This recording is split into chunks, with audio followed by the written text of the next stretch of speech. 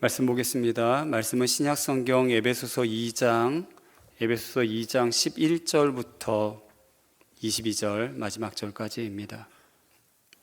신약성경 311쪽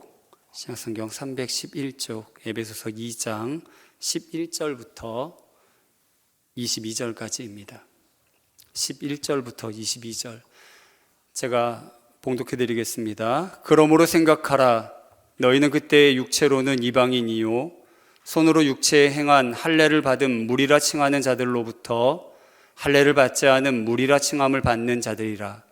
그때 너희는 그리스도 밖에 있었고 이스라엘 나라 밖의 사람이라.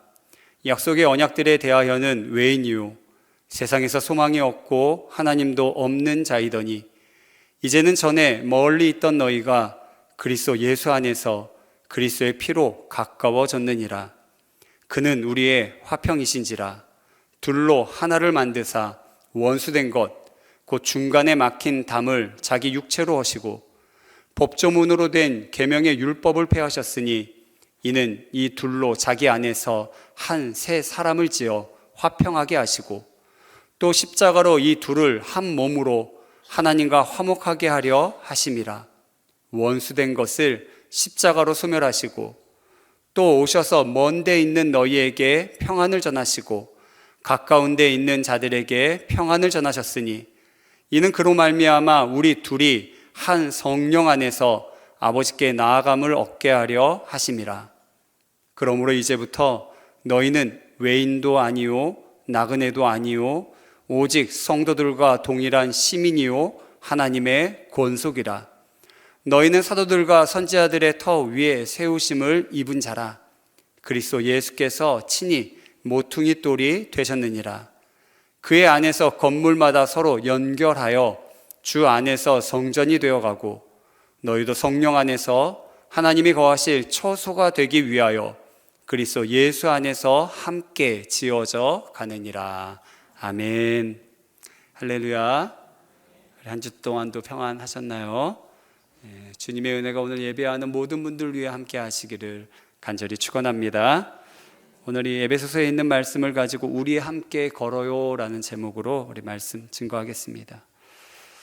사막과 정글로 뒤덮인 아프리카의 속담 중에 빨리 가려면 혼자 가고 멀리 가려면 같이 가라 라는 그런 속담이 있습니다. 아프리카 사람들은 왜 먼 길을 가려고 할 때 같이 갈 사람을 찾았을까요? 혼자서 아프리카 정글에 들어가면 사냥감을 잡기도 어렵고요. 까딱하면 맹수의 밥이 될 수 있습니다. 하지만 둘이 같이 들어가면 잡을 수 있는 사냥감도 커지고요. 그리고 잘 협력하면 맹수의 공격도 피할 수 있습니다. 그리고 더 많은 사람들이 들어가면 맹수까지도 사냥할 수 있습니다. 혼자서 다니면 빠르게 다닐 수 있겠지만 사실 멀리 가려면 혼자보다 여럿이 낫다는 그런 속담이죠.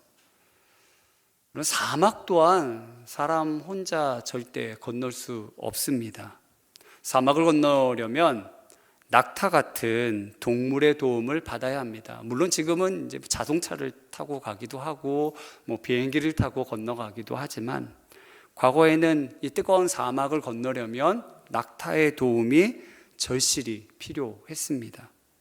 낙타는 뜨거운 사막을 지나면서 하루, 이틀, 일주일이든 물 한 모금 마시지 않고 잘 견딜 수 있다고 해요. 놀랍죠? 그 이유는 몸 안에 물로 바꿀 수 있는 지방을 충분히 저장해 놓았기 때문이죠. 바로 낙타 등에 있는 이제 불룩 튀어나온 혹이 지방이 저장되어 있는 곳입니다.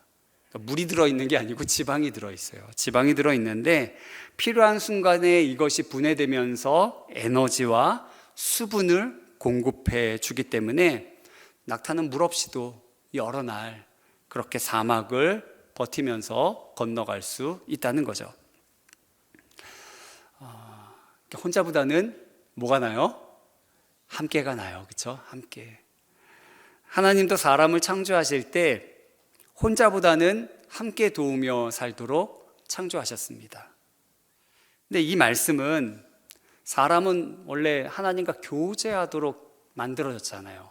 그러니까 하나님과 교제하도록 아담을 창조하셨는데 그 아담에게 하신 말씀이니 사실 더 놀랍습니다. 창세기 2장 18절 말씀이죠. 하나님은 사람이 혼자 사는 것이 좋지 못하니 내가 그를 위하여 돕는 배필을 지으리라 이렇게 말씀하셨어요. 그러니까 하나님과 교제하지만 또한 누가 필요하다는 거예요? 함께할 사람이 필요하다는 거예요. 도울 사람이 필요하다는 거죠. 이런 전제 하에서 오늘 본문의 말씀을 좀 생각해 보고자 합니다. 바울은 에베소 교회 성도들에게 지금 편지를 쓰고 있습니다. 옥중에서 쓴 편지라 해서 옥중서신이라고 그렇게 얘기해요. 이 에베소서는 옥중서신입니다. 에베소 성도들 주로 이제 이방인들로 이루어진 성도들인데 이들에게 바울은 이렇게 말하고 있습니다. 너희는 원래 이방인 할례를 받지 않은 무리들이었음을 기억하라는 거죠. 11절 말씀인데요. 우리 같이 한번 읽어보실까요? 우리 11절 말씀 우리 함께 읽겠습니다. 그러므로 생각하라. 너희는 그때 육체로는 이방인이요 손으로 육체에 행한 할례를 받은 무리라 칭하는 자들로부터 할례를 받지 않은 무리라 칭함을 받는 자들이라. 너희는 이방인이다. 그러면서 이제 12절에도 계속 이야기를 하는데 너희는 이스라엘 밖에 있었다. 그리고 하나님과의 약속도 또 하나님도 없는 자들이었다. 이렇게 말하고 있죠. 근데 그런 너희들이 이제는 온전한 하나님의 가족이 되었다고 바울은 선언하고 있습니다. 그러니까 원래는 아니었는데 이제는 너희가 하나님의 완전한 가족이 되었어. 이것을 꼭 기억해야 된다는 거죠.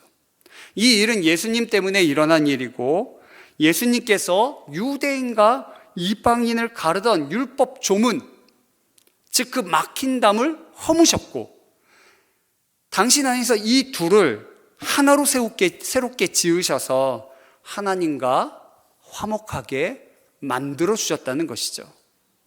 그래서 이제는 유대 의식적 정결법, 의식법이죠. 의식법. 하나님 예배하러 나갈 때 그냥 나가지 않고 부정한 채로 나가지 않고 이 의식 정결 예식을 행함으로 하나님께 나아갈 수 있게 했던 게 이게 구약 의식법이거든요. 근데 그렇게 하나님께 나아가는 것이 아니라 이제는 예수님의 십자가로 우리의 모든 죄를 정케 하셨으니 이제는 성령 안에서 유대인이나 이방인 모두 하나 되어서 아버지 하나님께 나아가라는 이야기를 하고 있는 것입니다. 그러니 더 이상 이 에베소 교회 성도들, 이방인 그리스도인들이 바깥에 있는 사람들도 아니고 나그네도 아니고 오직 성도들과 동일한 시민이고 하나님의 가족이라 선언하고 있는 것이죠. 19절 말씀을 좀 같이 읽어볼까요? 19절 함께 읽겠습니다.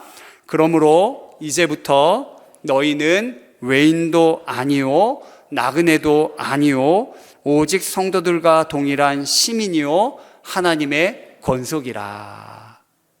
아멘. 그러니 이제 중요한 것은 서로 연결되어서 뭐 유대인이나 이방인이나 이거 가르지 말고 서로 연결되어서 함께 지어져 가야 된다. 쉽게 말해서 따로 놀지 말라라는 거예요. 따로 놀지 말아라. 이런 얘기를 하고 있는 거죠. 근데 이제 오늘 본문이 재미있는 것은 이방인들이 전에 하나님께 대해서 밖에 있는 자들, 외인이었음을 명심하게 하는 반면에 유대인들 또한 하나님의 백성이라고 하는 이 유대인들 또한 그들이 잘못된 상태에 놓여 있음을 바울은 풍자적으로 나타내고 있어요. 이제 11절 말씀을 다시 한번 볼 텐데요. 제가 읽을게요. 그러므로 생각하라. 너희는 그때 육체로는 이방인이요. 에베소의 이방인 그리스도인들을 향해서 얘기하는 거죠. 그런데 그 다음에 손으로 육체에 행한 할례를 받은 무리라 칭하는 자들. 이거 누굴 얘기하는 거예요? 왜 이렇게 어렵게 얘기하는 거죠? 손으로 육체에 행한 할례를 받은 무리라 칭하는 자들 누군가요? 유대인이에요, 유대인. 근데 유대인이라고 표현하고 있지 않고요, 굉장히 길게 어렵게 복잡하게 표현하고 있죠. 손으로 육체에 행한 할례를 받은 무리라 칭하는 자들로부터 너희는 할례를 받지 않은 무리라 칭함을 받는 자들이었다. 지금 이렇게 얘기하고 있는 거예요. 말이 좀 복잡해 보이는데 사실 이 유대인들을 왜 이렇게 길게 복잡하게 표현하냐면 여기에 담긴 의미가 굉장히 중요하기 때문에 그러합니다. 지금 할례라는 이야기를 가지고 지금 이 얘기를 길게 하고 있는데, 할례란 하나님이 이스라엘 백성과, 그러니까 이스라엘이 하나님의 언약 백성임을 드러내주는 그런 증표입니다. 처음 할례를 행한 게 언제일까요? 하나님이 아브라함과 언약을 맺으시고요, 그 축복을 약속하시면서 할례를 행하라 명하셨어요. 창세기 17장 9절에서 11절인데 제가 읽어드릴게요. 하나님이 또 아브라함에게 이르시되 그런즉 너는 내 언약을 지키고 내 후손도 대대로 지키라. 너희 중 남자는 다 할례를 받으라. 이것이 나와 너희와 너희 후손 사이에 지킬 내 언약이니라. 너희는 포피를 베어라. 이것이 나와 너희 사이의 언약의 표징이니라. 할례라고 하는 것은 나와 너희가 언약을 맺었어. 나는 너의 하나님이고 너는 내 백성이야. 내가 너를 축복할게. 이거의 증표인 거죠.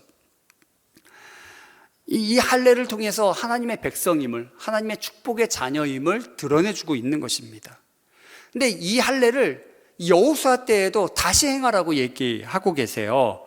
이때는 이스라엘이 광야 40년 세월을 보내고, 이 광야 40년 동안은요, 이스라엘이 한 곳에 정착해서 지낸 것이 아니라 천막을 치면서 계속 이동했어요. 계속 행진한 거죠. 그렇기 때문에 이 광야에서 태어난 자들은 할례를 받지 못했어요. 그 전에는 할례를 받았는데 광야에서 태어난 자들은요, 계속 이동해 가니까 할례 받고는 어느 정도 휴식 기간이 필요한데 계속 이동하는 그 상황에서는 할례를 받지 못한 채 세월이 그대로 흘러갔던 거죠.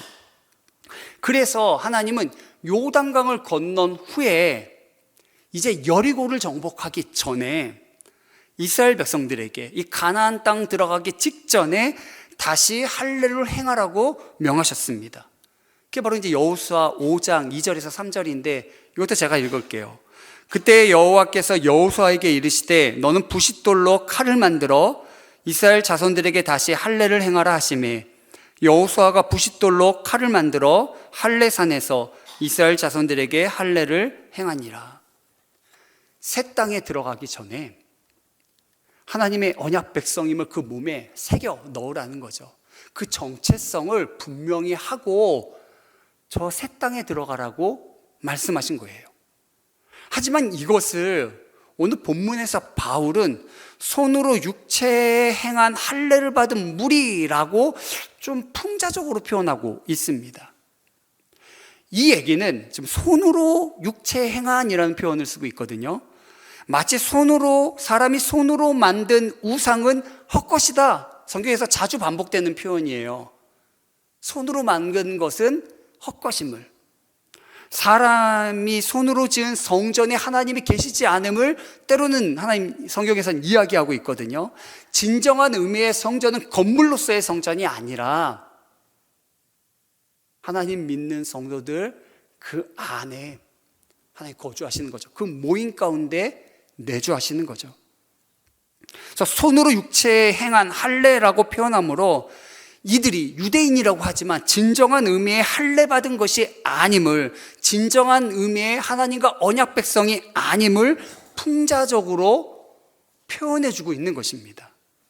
그래서 로마서 2장 28절에서 29절에 바울은 이렇게 얘기하고 있어요. 이거는 좀 같이 읽어보실까요? 우리 함께 읽겠습니다.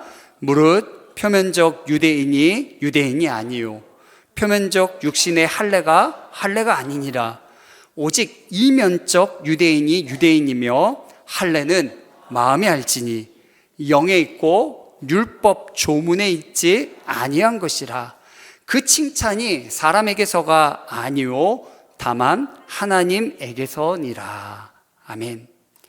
진정한 할례는 겉에 보이는 육신의 표징이 아니라는 거예요. 마음이 아는 것이라. 하나님은 겉을 보시는 하나님이 아니라 사람 마음 중심을 보시는 하나님이시죠. 그런데 손으로 육체에 행한 할례를 받은 무리라고 자신들이 이렇게 칭하는 그 유대인들은, 그들은 또한 이방인들에 대해서 뭐라고 표현하고 있어요? 이방인들에도 그와 비슷한 표현을 하고 있죠. 할례 받지 못한 무리들이라 칭했다는 거예요. 자신들은 할례 받은 무리이고 저들은 할례 받지 못한 무리들이라고 칭했다는 거죠. 명했다는 거죠. 그렇게 선을 긋고 장벽을 쌓고 담을 쌓았다는 것입니다. 할례 받지 못한 사람들이야. 이방인들은요, 하나님의 약속 바깥에 있어 그 한 가지 육체적 차원에서만 선을 긋고 장벽을 올린 것입니다. 물론 유대 민족을 시작하신 분이 누구세요? 하나님이시죠. 그렇죠? 아브라함을 택하시고 이스라엘을 구원하시고 유대 민족을 시작하신 분이 하나님이세요. 언약을 맺으신 분이 하나님이십니다. 하나님은 그들을 구별하셨어요. 언약 백성으로 삼으셨고 할례를 행하라 명하신 분이 누구세요? 하나님이세요. 그러나 이방인들은 그렇지 못하죠. 이방인들은 그 바깥에 있었습니다. 하지만 그것이 장벽이 되어서는 안 되었던 거예요. 하나님께서 유대 민족을 다시 시작하신 이유는 그들을 통하여 온 세상에게 말씀하시기 위함이었어요. 그러나 유대인들은 오해를 했던 거죠. 자기들만 하나님의 백성이고 자기들만 선택받았고 자기들만 구별되었어. 오히려 그 차이점으로 장벽을 만들면서 자기들만 살려고 했던 거예요. 심지어 할례받지 못한 무리들은 하나님도 알지 못하는 인간도 아닌 것처럼 개들처럼 부정하게 여기고 상종 못할 자들로 그렇게 여겨버린 것이죠. 물론 이방인들도 동일한 방식으로 유대인들을 차별하고 무시했습니다. 즉 오늘 이 본문에서 바울이 이야기하는 것은 유대인이나 이방인이나 둘 다 잘못된 상태에 놓여 있었음을 기억하라는 거예요. 둘 다 죄인이에요. 둘 다 잘못된 상태였어요. 그런데 예수 그리스도로 말미암아 그 십자가의 보혈로 하나님과 원수된 것, 하나님께 결코 나갈 수 없던 그 모든 원수된 것을 패하셨다는 거예요. 그러니 이제는 유대인, 이방인 둘이 아니라 하나로서 함께 하나님 아버지께 나오라는 이야기를 지금 하고 있는 것이죠. 하나님은 우리로 하여금 더 이상 둘이 아니라 하나 되기를 원하세요. 함께 하나님의 언약 백성으로 살기를 원하십니다. 근데 왜 우리는 이토록 하나 되지 못하는 것일까요? 우리는 자꾸 분열되지 않습니까? 나뉘지 않습니까? 못마땅한 사람들이 자꾸 생겨나지 않습니까? 구약 성경 중에 에스라와 느헤미야라고 하는 성경이 있어요. 사실 이제 두 권으로 우리 성경에는 이렇게 나와 있는데 원래는 한 저자가 쓴 한 성경입니다. 한 두루마리 성경이에요. 근데 이제 마치 이제 누가복음도 쓰고 사도행전도 같이 저술한 것처럼 이 에스라와 느헤미야는 한 이야기입니다. 이 에스라와 느헤미야 이야기는 바벨론이 예루살렘 성전을 파괴하잖아요. 그리고 포로로 잡아갑니다. 그리고 한참 시간이 흐른 뒤에 일부 유대인들이 예루살렘으로 돌아와 성읍과 삶을 재건하던 그런 이야기를 에스라와 느헤미야가 담고 있어요. 재건하는 주요 지도자들이 3명 나오는데 한 명은 스룹바벨, 두 번째가 에스라, 세 번째가 느헤미야입니다.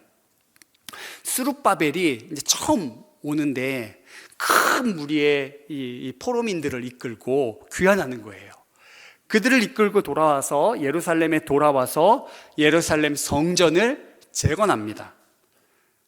그리고 에스라는 그로부터 한 70년이 흐른 뒤에 예루살렘으로 그도 한 무리를 데리고 와서 토라, 하나님의 말씀을 가르치고 공동체를 하나님의 말씀에 맞게끔 세워가는 일을 해요. 그리고 마지막으로 느헤미야가 또한 돌아와서 예루살렘 성벽이 다 허물어진 것 이거 애통해 하면서 나중에 돌아와서 예루살렘 성벽을 재건합니다. 이 세 지도자에 대한 이야기를 다루는데 이 세 이야기가 굉장히 비슷한 구조로 진행이 돼요. 첫 번째는 페르시아 왕이 이들을 예루살렘에 보내면서 이들에게 자원과 도움을 제공해줘요. 그리고 이들이 이제 재건 사업을 할 때 방해가 일어납니다. 방해에 부딪히지만 결국 그것을 극복해내요. 그리고 마지막 이 세 이야기는 모두 이상하게도 만족스러운 결말로 끝이 나지 않습니다. 좀 실망스러운 결말로 끝을 맺어요. 먼저 좀 스룹바벨 얘기를 좀 잠깐 하자면 큰 무리의 이 포로민들을 데리고 돌아왔다고 했죠. 그리고 이제 그 사회를 재건하면서 성전을 건축합니다. 성전 건축은 이 스룹바벨이 하는 여기에서 가장 중요한 핵심적인 일이에요.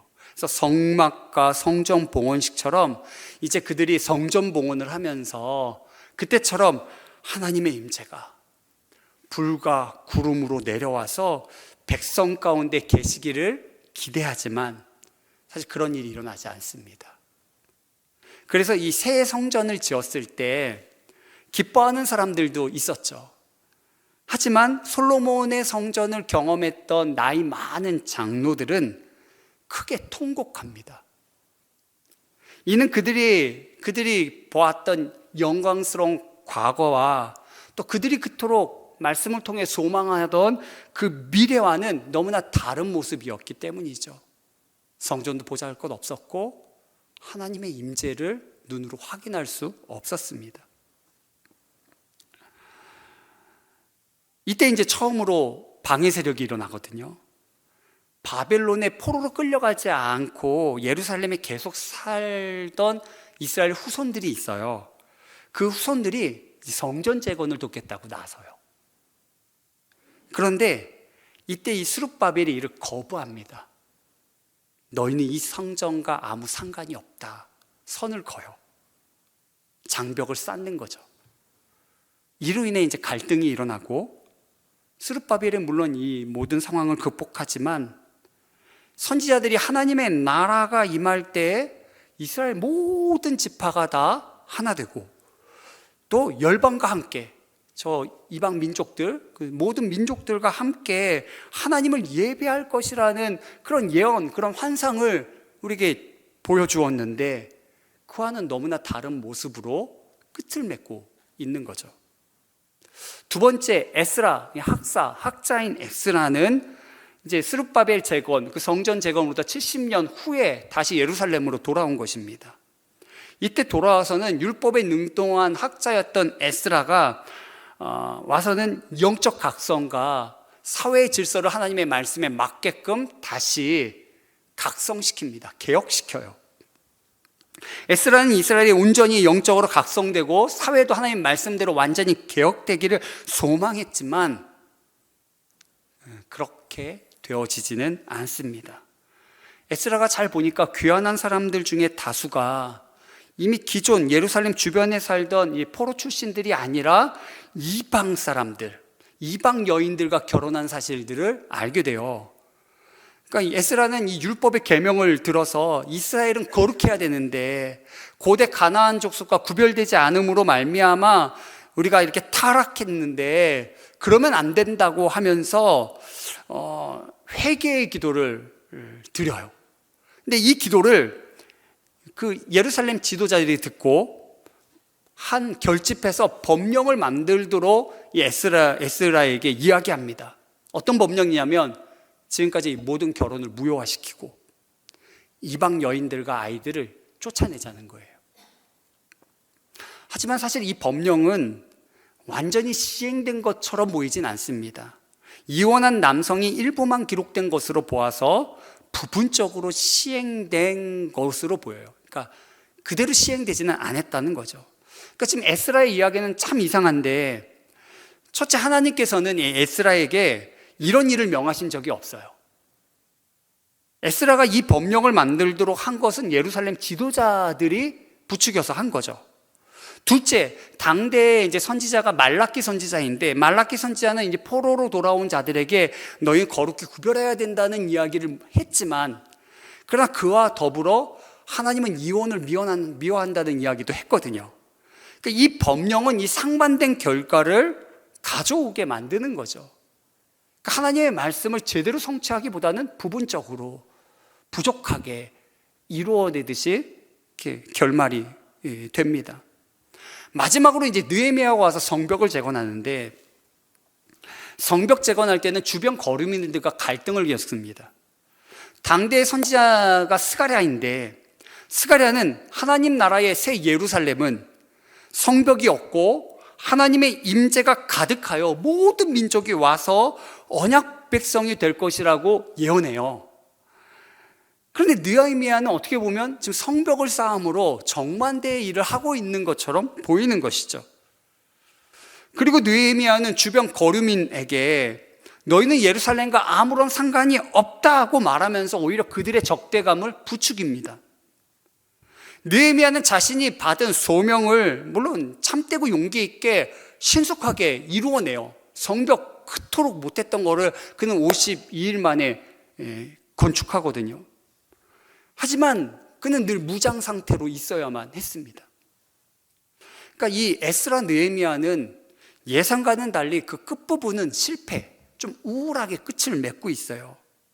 나중에 이 결론 부분에 가면요, 느헤미야가 성읍을 돌아봐요. 근데 그들의 백성들, 이스라엘 백성들이 맹세를 잘 지키고 있지 않는 겁니다. 스룹바벨이 재건한 성전, 70년에 재건했잖아요. 이게 방치되어서 소홀히 관리되고 있어요. 자격 없는 자들, 레위인이 아니라 자격 없는 자들이 성전에서 일하면서 성전이 방치되고 있는 거죠. 또한 에스라의 가르침, 그토록 이렇게 가르쳐서 영적 각성을 이루려고 했는데 무색하게도 백성들은 율법을 어기고 안식일에 나아가 일을 합니다.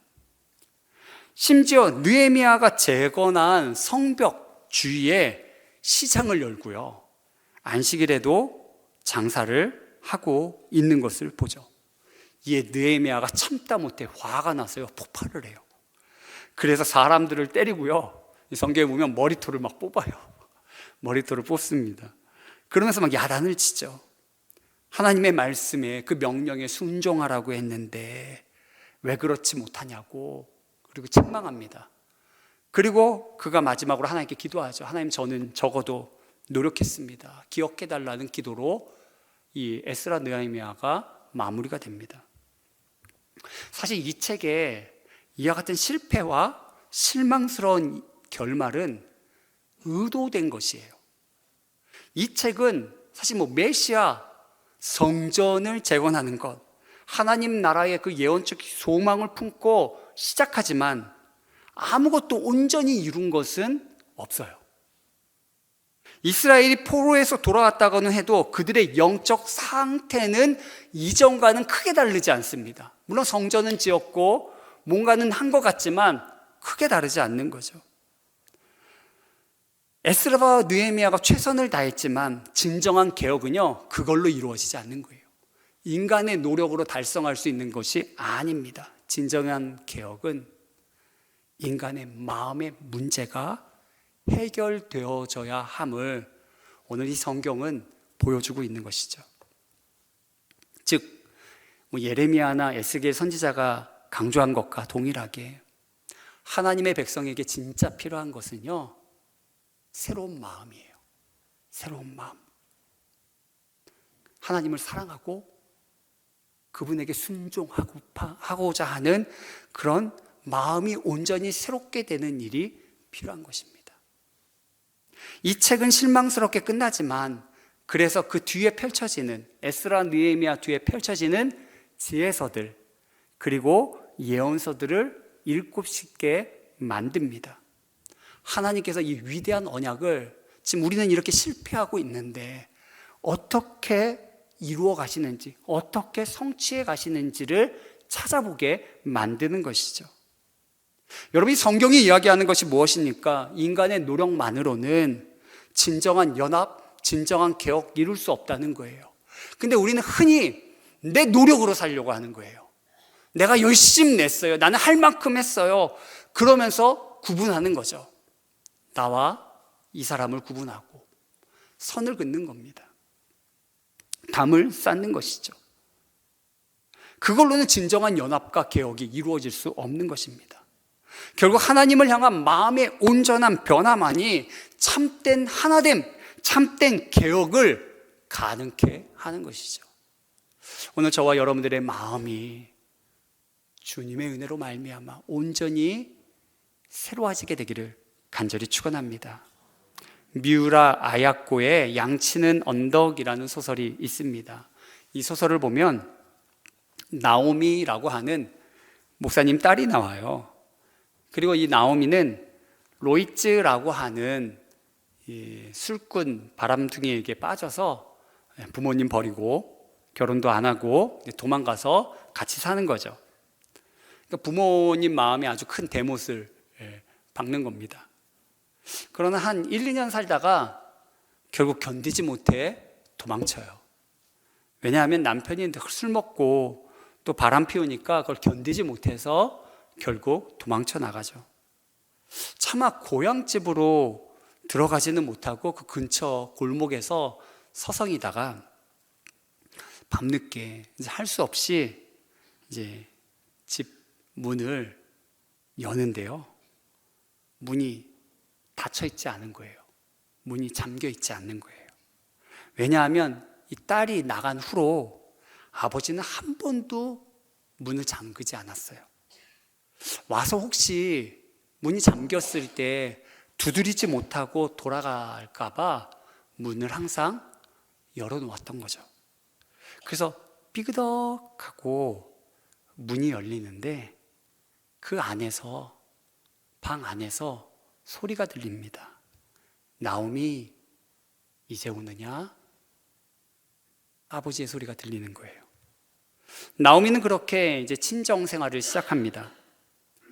그런데 얼마 있다가 남편 로이츠도 찾아와요.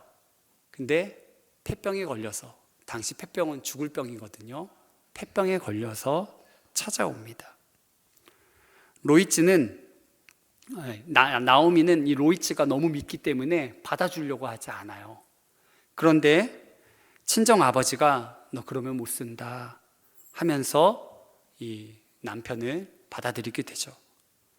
그렇게 이제 남편 로이츠도 그렇게 처갓집에서 요양하면서 지내게 돼요.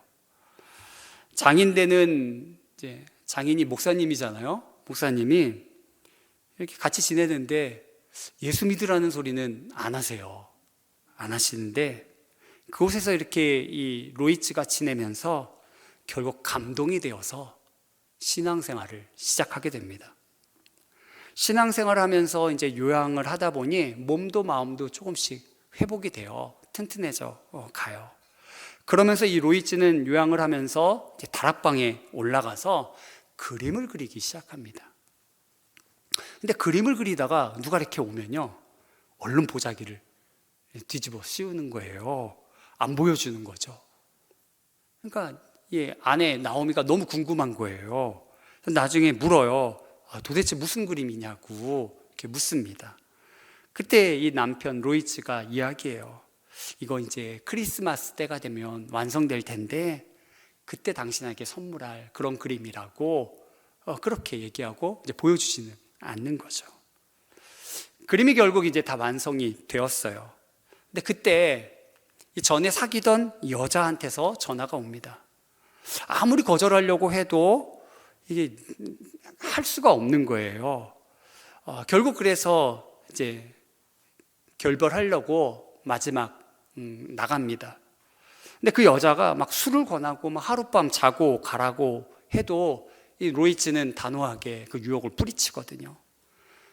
근데 하도 이 로이츠가 뿌리치니까 이 여자가 그 술에다가 몰래 수면제를 타서는 마지막으로 권하는 거예요. 이거 딱 한 잔만 마시면 보내준다는 거죠. 딱 한 잔만 마시면 보내준다는 거예요. 그래서 결국 이 로이츠가 속아서 그 한 잔을 마십니다. 그리고 이제 나오는데 결국 그 추운 겨울날 잠이 오는 것을 무릅쓰고 그 길거리에 나왔다가 그만 길에서 잠이 들어 이 로이츠는 얼어 죽고 맙니다.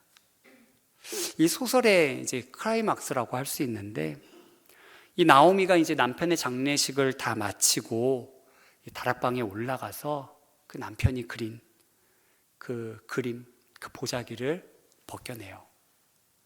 근데 그 그림이 어떤 그림이었냐면 십자가에 달려서 피 흘리시는 예수님의 모습이었어요. 중요한 것은 그 십자가 바로 밑에, 그 바로 앞에 청년 하나가 무릎을 꿇고 고개를 숙이고 그리고 손을 들어서 예수님의 발을 붙잡고 있거든요. 근데 그 손등위로 십자가의 보혈이 떨어지는 그런 그림이었어요. 이게 로이츠가 그린 그림이었거든요. 이 지구촌교회 이동원 목사님이 이 책을 이제 학창 시절에 읽으면서 그 마음속으로부터 이런 탄식이 터져 나왔다 그래요. 로이츠는 깨끗하다. 죄인이기 때문에 무릎을 꿇고 고개 숙이고 있는데 그 위에 예수님의 피가 떨어지는 거죠. 세상에 이것보다 아름답고 깨끗하고 정결케 하는 것이 없습니다. 누구든지 십자가 앞에 나아가 십자가를 붙들면 그가 어떤 허물과 어떤 배경과 어떤 죄를 지었을지라도 구원받고 용서함 받고 하나님 나라에 들어갈 수 있게 되는 줄 믿습니다. 의식적 정결이 중요한 게 아니에요. 예배적 행위가 중요한 것이 아닙니다.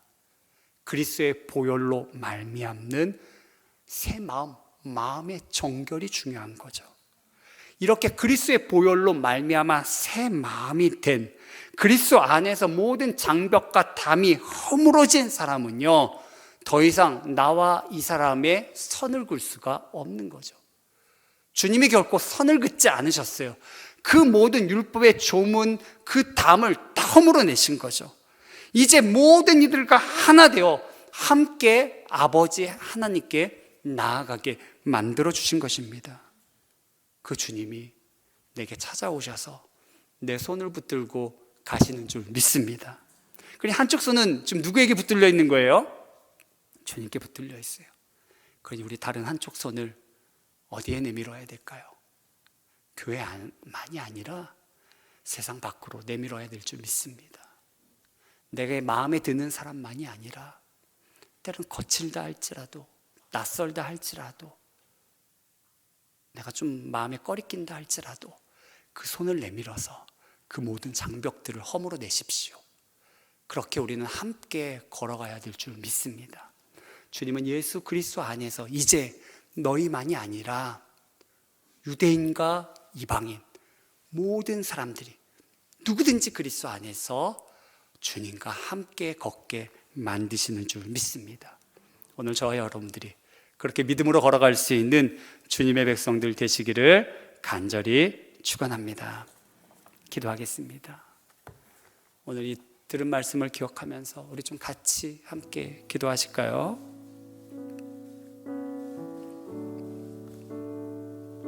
우리는 정말 함께 걷고 있나요?